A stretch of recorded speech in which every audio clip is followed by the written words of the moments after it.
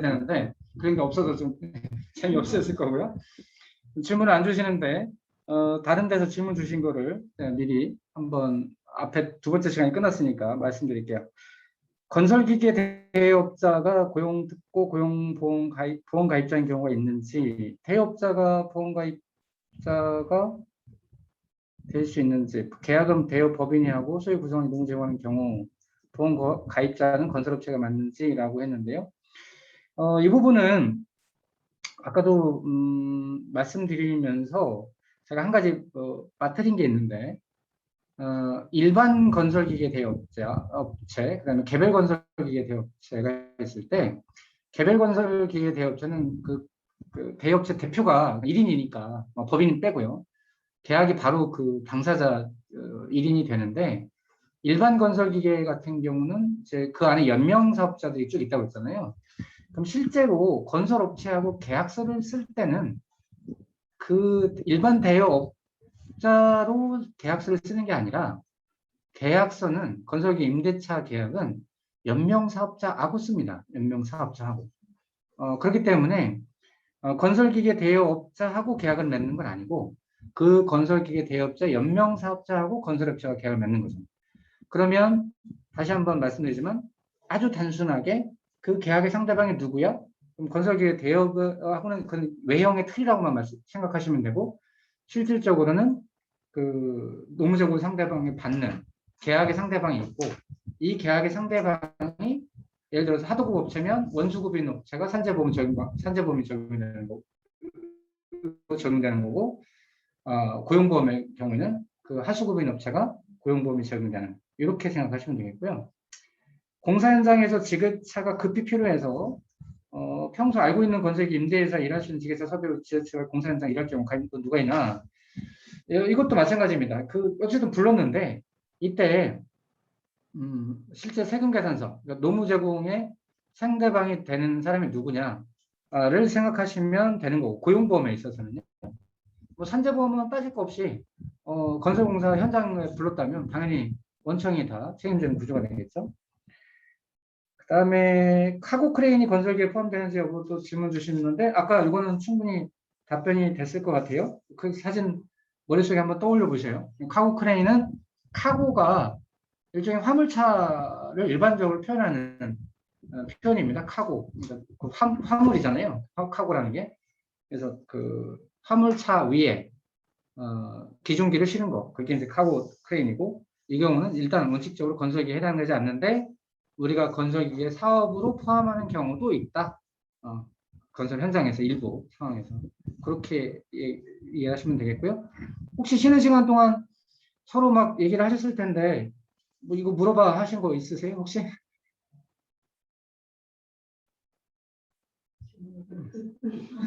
여전히 침묵이시네요. 자, 그러면 일단은 금요일 오후라서 그런가?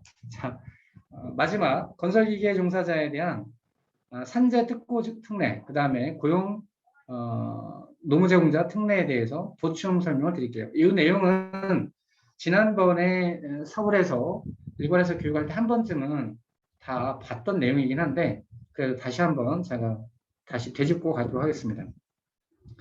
일단 산재보험 특례 적용 관련해서 업무 지침이 이제 2019년에 있었는데, 이때 산재법 시행령을 바꾸면서 기존의 콘크리트 미적트럭 한 건설기계에 대해서만 산재보험이 적용되던 걸 건설기계 관리법 전체인 27종의 건설기계 전체로 확대를 했고, 이 건설기계 종사자라면 그 노무 제공하는 사업장, 건설 현장에 대해서 전속성이 있는 걸로 봐라.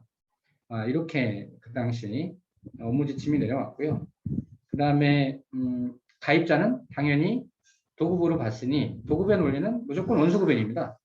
발주자 또는 원수급인이 그 보험 가입자가 되는 거고, 그 다음에 출퇴근이라든지 대기, 도로주행 등에 발생하는 업무 상태에는 주된 노무 제공 관련한 건설 현장 원수급 산재보험에 적용해라라고 했지만, 여전히 이제 레미콘 같은 경우는 아까 말씀드린 것처럼 특이한 경우이기 때문에 레미콘 제조사가 경우에 따라서 보험 가입자가 되기도 한다라는 내용이죠.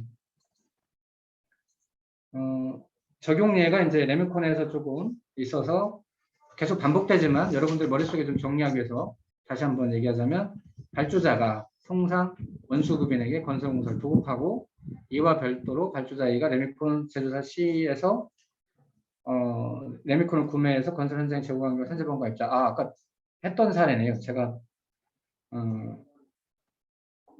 같은 건데 제가 조금 잠이 어제 덜 깨서 작업을 했나 보네요.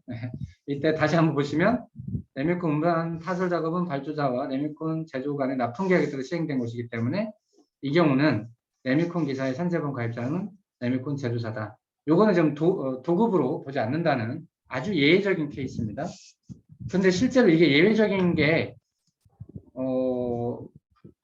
꼭 예외는 아니에요. 특히 서울이나 이런 데 계신 분들은 생각해 보실 수 있는 게 관발주 공사 같은 경우에는 그 관에서 이렇게 자재를 공급하는 경우가 많거든요. 그런 데서 생기는 사고는 결국은 레미콘 제조사가 책임져야 된다는 그런 내용입니다. 그리고 지난번에 한번 다 훑었지만 산재보험에서 건설기계를 직접 소유한 건설기계 조종사는 적용되느냐, 본인 소유 여부 관계없이 직접 소유하지 않더라도 해당 기계를 운전의 노무를 제공한 자는 포함된다. 그런데 여기서 지금 약간은 조금 더 정치하게 고민할 부분이 있는 것 같아요. 이제 무슨 얘기냐면, 그러면 운전할 당시에 그냥 혼자만 가 있으면 되는 거냐, 그 사람이 사업주냐 아니냐 관계없이 이런 부분들이 지금 기존에 나간 해석이 있는데 그 부분에 대해서 좀 명확하게 좀 정리는 돼야 될 것 같고요. 특히 고용보험과 비교해 보면 산재는 또 그 부분을 무슨 얘기냐면 평소에 이분이 근로자를 고용하고 있는 건설기계 임대 사업자예요. 건설기계 두 대가 있어서 한 대는 본인이 운전하고 조종하고 한 대는 근로자를 고용해서 하고 있는데 본인이 이제 그 현장에 갈 때 근로자는 관계없이 물량이 자기만 일해도 되는 현장이니까 본인은 혼자 나가서 일했어. 그러다 사고 났다 이거죠. 이럴 경우에 자, 이 조항 본인 소유 여부와는 무관하게 적용한다라고 하는 걸 이 사람에게도 적용할 수 있을 거냐? 요거에 대한 해석입니다. 기존에 어쨌든 산재법에서는 좀 폭넓게 보호해주자. 그래야 또 저희 제3자 구상도 안 걸리기 때문에 그런 여러 가지 이유 때문에 그걸 제도 개선했는데 이거를 고용으로 확장을 할 거냐라고 했을 때는 좀 얘기가 달라질 수 있거든요. 왜냐하면 그 사람은 실제로는 중소기업 사업주잖아요. 그러면 실업이라든지 이런 문제가 좀 생깁니다. 이거는 지금 제가 여러분들에게 이렇게 하세요가 아니라 좀 제 의견을 말씀드리는 거예요. 그래서 저희가 한번 이 부분에 대해서 조금 고민이 더 필요하지 않을까. 좀 조만간에 좀 정리를 하겠습니다. 그리고 이 본인 소유 여부와 무관하다는 것에 고용보험에서 어제 노동부하고 어느 정도 협의가 다 끝났거든요. 그러니까 이제 타인을 사용하는 경우와 제3자가 있는 경우, 제3자 명의로 일하는 경우에 대해서 어떻게 볼 거냐에 대해서 어느 정도는 이제 고용 쪽은 저희가 협의가 끝났고 대신 고용과 산재를 기준을 같이 갈 건지 아니면 산재와 고용이 제가 말씀드린 것처럼 제도가 원래 목적이 다르니 일부에 대해서는 어쩔 수 없이 산재와 고용이 좀 기준을 달리 갈 것인지는 저희가 이제 산재과 어제는 고용 쪽하고 협의가 끝났고 산재 쪽하고 좀 다음 주에 한번 더 논의를 해서 결과적으로 다 정리된 거는 미리 다음 주 초반에 저희가 적용객부 통해서 전파해드리고 좀 추가적으로 정리해야 될 부분에 대해서 산재 쪽하고 마저 협의한 다음에 전체적으로 전파를 드리도록 하겠습니다. 이런 사항에 대해서 일부 민감한 부분은 그때도 제가 말씀드린 것처럼 굳이 꼭 민원이나 이게 바로 이렇습니다. 다 못하셔도 돼요. 이 부분은 지금 본부에서도 노동부와 협의해서 지금 기준을 정하고 있다. 이렇게 답변하셔도 문제되지 않고 동시에 꼭 얘기해 주시면 돼요. 그래서 신고 못하면 선생님께 책임 안 묻습니다. 과태료면 뭐 이런 거 부과 안 하니까 그런 거 신경 쓰지 말라고 그렇게 안심시켜 주시면 될 것 같습니다. 어쨌든 이 직접 소유해서 한다는 부분에 대한 산재와 고용에서 약간의 그 제도 목적상의 차이 때문에 어쨌든 어디까지 같이 갈 거고 어디까지는 불가피하게 산재 기준과 저희 고용 기준을 달리 갈 건데 이건 어쨌든 다음 주까지 조금만 기다려줬으면 좋겠습니다. 그 다음에 건설기계 대여업자가 조종사를 포함해서 대여하면 조종사는 어떻게 되느냐? 다 아시는 것처럼 이때는 조종사를 포함해서 했기 때문에 이건 그 조종사는 근로자가 되는 거죠. 대신 이때 과거의 보험가입자 개념은 건설기계 대업자가 보험가입자가 됐다면 도급이 아니었다면 아닌 경우에 근데 이제 지금은 다 바뀌어서 이 경우에 근로자도 누가 보험가입자다? 원청이 보험가입자다. 이게 지금 2017년과 2018년 이후로 달라졌다는 거고요. 그 다음에 건설기계를 직접 운전하면서 운전 보조 등 타인을 고용하여 작업할 경우에 산재법 125조가 분명히 타인을 사용하지 아니할 것이라고 되어 있습니다. 그렇기 때문에 당연히 특고는 안 되는데 이 타인을 사용하지 않는 것, 타인을 사용한다는 것도 저희가 제 나름대로 저희 이제 정리를 해보니까 4가지 케이스 정도 나오더라고요. 그래서 이것도 지금 어느 정도 어디까지를 타인을 사용한 것으로 볼 거냐 이제 이런 부분을 좀 정리를 했습니다. 이것도 조만간에 저희가 그 센터 여러분들께 안내를 해드릴 텐데 일단 건설기계 같은 경우는 뭐 상대적으로 타인을 사용하는 게 너무 명확하거든요. 적어도 현장에 일부만 1시간만 다 해줘 이런 거는 없으니까요. 그래서 건설기계 쪽에서는 사실 타인 사용은 명확하게 적어도 이 사람은 그 사업주는 건설기계 사업주는 특고가 아니라고 할 수 있는데 지금 다른 쪽에서는 이런 경우가 좀 일부 발생할 수 있어서 미리 말씀드리는 겁니다. 그 다음에 같은 기간에 여러 현장에 노무 제공한 건설기계 조종사 각각 다 전속성이 있다 해서 아까도 말씀드린 심지어 뭐 지게차 시간당 계약을 한다고 하니까 뭐 진짜 여기는 하루에 2-3개 생길 수 있겠죠. 근데 어쨌든 현재로서는 민원인은 불합리하다고 보겠지만 어쨌든 저희는 시간대 계약을 했다 하더라도 불가피하게 일 단위 기준 보수를 통해서 보험료를 부과할 수밖에 없다라는 이야기입니다. 그 다음에 건설 현장에 노무 제공한 건설기계 조종사만 제공되는지 예, 뭐 다 특고로 적용하는데 다만 적용 제외되는 사업 산재법 6조와 동법 시행 2조에 따라서 지금 적용 제외하고 있는 사업이 있죠. 여기에 되는 거는 안 된다라는 거고 특고에 대한 보험가입자는 누구냐? 건설기계 특고, 건설기계 지금 다 기본적으로는 도급 건설업이라고 하면 도급으로 보라고 했습니다. 그 건설기계가 투입된 현장이 그런데 만약에 건설업 이외 사업이라고 하면 노무를 적용받는 자가 되는 거고요.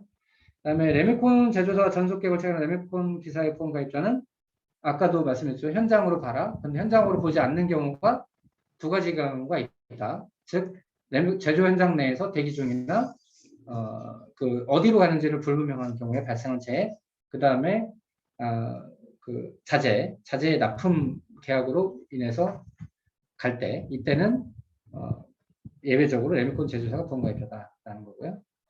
그 다음에 산재보험에 관련해서 관할에서 지금 산재보험은 구소득기관 고용보험에 대한 특보센터를 하는 부분 왜 그런지 아실 거고 그 다음에 입직신고와 적용제의 신청 절차 입직 다음 달 15일까지 똑같이 신고하는 거고 적용제 신청서 제출하는데 이론적으로는 사실 적용제 신청서 이제 제출할 일이 없겠죠.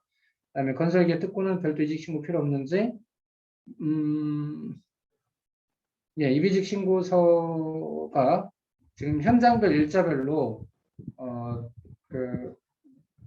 기재하도록 되어 있으니까 이직 신고서를 제출할 필요는 없는데 이게 잠깐만, 내가 헷갈리네. 건설기계용 별도의 그 모든 건 아니죠. 뭐 현장에서 원래 원칙은 모든 거 다 신고를 해야지. 아니 그게 아니라 원래는 이직 해야 되는데 보통은 이혼직이 단기 노무 제공자로. 그러니까. 그러니까 아까 소식이 아니 자진신고. 그러니까 불필요하다고 해놓으니까. 이게 전체는 아니라. 그러니까 내가 순간 죄송합니다. 제가 잠깐 읽고 나서도 약간 제출이 불필요하다고 해서 그건 다는 아니고 그러니까 이제 우리가 얘기하는 단기 단위로 이렇게 일하는 분들은 아시는 것은 건설 일용 근로자 저희가 이비직 피범자 취득 신고를 하지 않고 그냥 근로내용 확인 신고서로 대체하는 것처럼 건설기계 특고도 그렇게 하라는 거고 만약에 1개월 이상 고정계약을 체결하고 하는 분들은 당연히 입직과 이직을 하셔야 되는 거고요. 그다음에 이것도 한번 교재에서 다 보셨을 거예요. 그래도 한번 다 모이셨으니까 다시 한번 보시면 2월 1일 A 건설 현장에서 타인을 사용하지 않고 건설기를 직접 운전하는 사람인데 근로자는 아니더라. 만약에 네 가지 조건, 근로자도 아니고 전수성도 있고 타인 미사용이고 건설 직접 운전하면 A 건설 현장에 특허 종사자로 적용해라. 2월 1일은 A 건설, 2월 2일은 B 건설 현장에서 타인 사용하지 않고 건설기 지켜졌다. 그러면 2월 1일은 A 건설, 2월 2일은 B 건설로 적용한다. 2월 1일부터 2월 3일까지 A 건설 현장에 건설기 조정해서 작업하기로 계약한 사람이 2월 1일에서 2일은 타인을 사용하지 않고 직접 작업을 하고 2월 3일은 다른 조종사를 시켜 작업하면 1, 2일은 본인이 특고로 적용되는 것이고 2월 3일은 타인을 사용했으니까 특고로 적용 불가인데 이것도 좀 약간 오해는 있네요. 2월 3일 날 같이 나갔을 때 이 얘기인데 다른 사람을 썼다면 자기는 나가지 않았으니까 적용이 안 되는 거겠죠. 네. 그다음에 사례 4는 2월 1일부터 2월 3일까지 A 건설기 조정에 작업하기로 계약한 사람이 1, 2일은 타인 사용하지 않고 직접 작업하고 2월 3일 직접 작업을 하면서 건설기 한 대를 더 추가 다른 종합한 경우 지금 이게 이제 사실은 정확한 사례가 되겠죠. 3일은 타인과 같이 작업을 했고 자기가 그 사업 전체를 받았으니 이 경우는 타인을 사용하게 된 거라서 특고로 볼 수 없다. 그날을만큼은 특고로 볼 수 없다라는 게 현재의 지금 예시가 되겠습니다. 그 다음에 이제 고용은 어떻게 되느냐? 고용의 적용 관계는 지난번에 이미 다 기본적인 건 다 스크린 했으니까 여기에 질의 Q&A만 다시 한번 모아보면 건설기계를 직접 소유한 건설기 조종사만 적용되는지 이게 기존에 나간 교재하고 조금 다릅니다. 이거는 좀 잘 들어주세요. 다음 주에 다시 한번 정리해서 내려 보내드릴 텐데 이거 아직 현장에서도 지금 뭐 어떻게 설명해야 되라고 하시는 분이 계시는데 자 원칙적으로 건설기계를 본인이 소유 등록 이건 이제 오늘 다 이해되셨죠? 소유 등록이 뭔 말인지 건설기계를 소유한 걸 증명해서 시도지사의 건설기계 등록증을 받는 것 그러니까 소유 등록은 일체에 하는데 이거로 이제 소위 연명사업자가 되든지 개별 건설기계 대업자가 되든지 하는 거죠. 그런데 이때 본인 명의로 이 모든 걸 절차를 하면 아무 문제가 없는데 그러지 않고 지금 소유 등록 그다음에 대업도 다른 사람 명의로 한 거죠. 이런데 그냥 명의만 그 사람일 뿐 일은 일단 내가 해. 조종사인 자기가 직접 해. 이럴 경우에 고용보험을 어떻게 할 거냐. 그래서 뭐 본인이 소유 등록 직접 운전하면 당연히 적용이 되는 건데 타인 소유의 건설기 여기서 타인 소유라는 건 타인 소유 등록 그 다음에 대업을 한 겁니다. 이거의 운전원이라고 하면 다음 주에 제가 사례를 좀 더 세분화해서 제가 만든 예시를 보내드리겠는데 이때 타인과 실제 건설기계 소유 등록 사업자하고 관계가 뭔지 몰라요. 현실적으로. 경우에 따라서 이 타인이 그 사람의 고용된 근로자일 수도 있는 거고 그 관계를 알 수가 없어요. 그래서 저희는 원칙적으로 타인 소유 건설기계 타인 소유 등록 그다음에 사업자하고 이 운전원의 관계가 가족이라면 적어도 배우자라든지 직계존빈속인 경우에는 고민할 것 없이 인정. 그다음에 불가피하게 가족 명의로 할 수도 없어. 근데 어쨌든 여러 사유 때문에 내가 타인 명의로 했지만 실제 이 일은 어쨌든 내가 하는 것이 분명해. 그리고 그걸 상대방인 사업주도 알아. 그때는 인정. 이제 이렇게 저희가 생각을 하고 있습니다. 그리고 그 어제 고용노동부하고도 협의가 됐는데 다시 한번 정리하자면 되돌이표가 될 수 있는데 자 소유 등록 직접 운전과 관계없이 그 건설 기계를 누가 하는지 누가 일하는지 명확하게 알 수 있다면 인정. 산재가 동일하게 됩니다. 네. 그런데 명확하게 알 수 없다면 산재도 물론 신고하라고는 하고 있지만 산재는 신고 안 해도 상관없잖아요, 사실.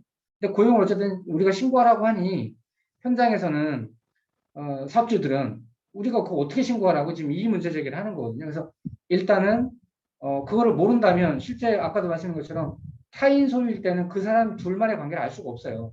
그렇기 때문에 그 경우는 그 관계를 명확하게 알아서 이 사람은 고용보험 신고 대상이야 라고 하면 신고하는 거 인정. 그 다음에 못하면 어쩔 수 없다. 우리가 나중에 그로 인해서 어떤 사업주에게 과태료를 부과한다거나 이거 안 하겠다. 그래서 그거는 고민하지 않는 걸로, 그러니까 적용하지 않는 걸로 이렇게 지금 갈 겁니다. 그래서 그 부분을 조금 혹시 민원인이 여전히 계속 전화가 온다면 그런 방향으로 좀 이해를 시켜주고, 그러면 이제 우리 보고 그럼 신고하지 말아도 되는 거냐? 말라는 건 아니고 알 수 있는지 없는지. 근데 통상은요, 민원인 분들이 저희를 테스트하는 경우도 있어요. 그러니까 아까도 말씀드린 것처럼 고정 계약을 한 사람들은 뭐 레미콘 말씀드렸지만 다 알아요. 그 타인 명의로 이게 실제 일은 누가 하고 있는지. 나중에 뭐 택배도 말씀드리겠지만 거의 다 압니다. 그걸 모르질 않아요. 그런데 예외적으로 아까 이제 이 건설에서 용차라든지 이렇게 건설 현장에서 갑자기 지게차를 피가를 불렀어. 근데 이 사람이 지금 소유 등록 그다음에 타인인지 어떻게 아냐 이런 얘기를 하는 거지. 그럴 경우에는 계약서상에 명시가 안 되면 뭐 어쩔 수 없다. 그거를 저희가 행정적으로 강제할 것도 아니고 하니 그 부분에 대해서는 아는 데까지만 해라. 그리고 저희가 정책적으로 이런 걸 할 거예요. 앞으로 건설기계 임대차 계약을 할 때는 이제 지금 공구상의 그런 것과 실제 운전자가 다르다면 지난번 강의 때도 말씀드렸지만 현재는 그게 어디에도 안 나타나요. 그냥 관리상으로만 있을 뿐이지. 이거를 이제 건설기계 임대차 계약에도 좀 표기될 수 있도록 해서, 그래서 당사자가 나 고용보험 피보험자 취득 필요합니다라고 요청해서 계약상에 명기하면 그러면 사업주도 신고할 수 있잖아요. 그렇게 되면 관리도 가능하니까. 그래서 지금 저희가 그렇게 하려는 거고, 이 부분은 다시 한번 말씀드리지만 산재보험은 굳이 우리가 근로내용 확인 신고서처럼 노무제공 신고를 하지 않더라도 다쳤을 때의 상황만 보고 우리가 보상해도 아무 문제가 없습니다. 그러나 고용보험은 반드시 피보험자 관리를 해야만 하는 문제가 있기 때문에 그렇다는 거. 그래서 뭐 이 부분에 대해서 민원인들이 얘기를 하더라도 지금 그런 원칙에 따라서 말씀하시면 설득이 되지 않을까 싶습니다.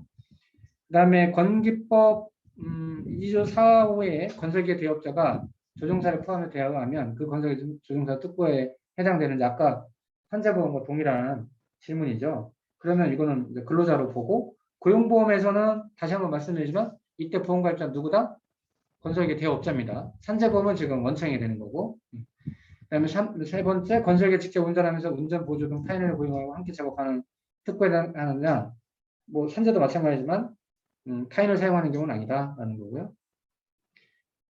건설 현장에 노무를 제공한 건설기 조종사만 적용되는 것인지, 기본적으로 건설 기계가 적용 대상이죠. 지금 우리가 기본적으로 다시 돌아보면 건설기계관리법에 등록된 건설기계를 직접 운전하는 사람입니다.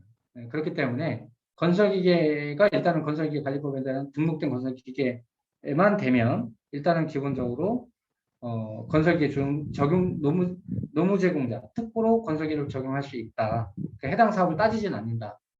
그리고 요건만 맞으면 특보가 된다라는 거죠. 다만 고용법 적용 제외 사업에서 노무를 제공한 경우는 여전히 적용이 안 된다. 지금 고용법 적용 안 되는 게 5인 미만 농임업법, 그 다음에 건설업자가 아닌 그다음에 시공한 2천만 원 미만 공사라든지 이런 경우는 안 된다라는 거고요.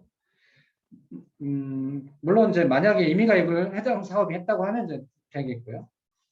그다음에 건설기계 조종사는 소득 금액과 무관하게 적용 대상인지, 이 부분도 지금 다소 초반에 약간 혼란스럽게 나가다 보니 지금 여전히 현장에서 적용된다는 거야 안 된다는 거야 라고 하시는 건데, 일단은 건설기계 조종사는 1개월 이상 계약을 했든 1개월 미만 계약을 했든 기본적으로 소득 적용 안 된다라고 생각하시면 돼요.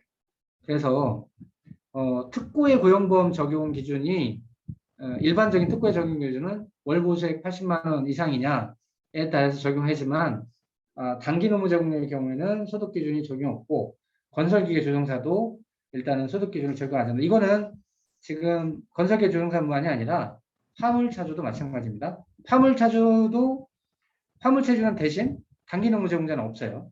그러니까 화물차주는 기준 보수로 모두 다 적용이 되는 거고, 1개월 이상의 계약을 하는 사람들은 그리고 대신 단기 노무 제공자의 경우는 없다. 이렇게 생각하시면 되겠습니다. 다음 주에 화물을 다시 건설하고 조금 비교해서 설명드리겠습니다. 같은 기간 여러 현장에 노무를 제공한 건설기계 조종사의 적용은 뭐 사업장별로 지금 각각 다 적용이 되는 거고요.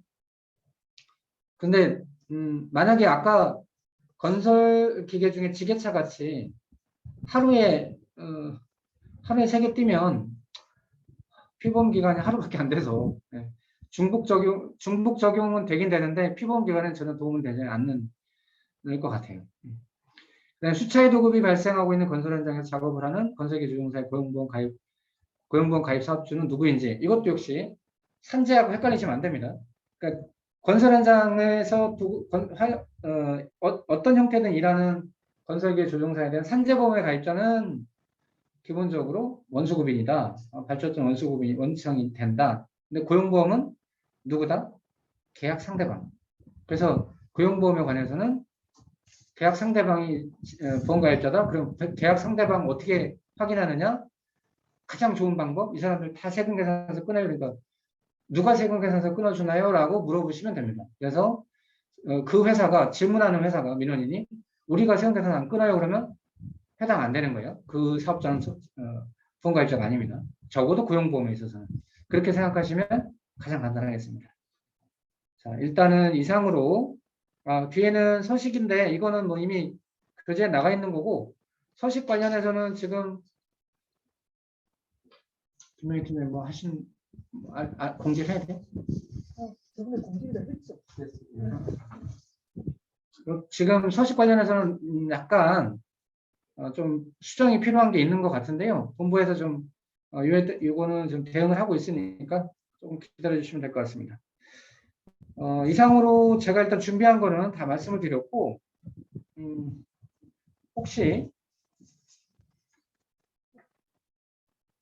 질문이 있으실까요? 바로 질문 안 하시니까 다른 데서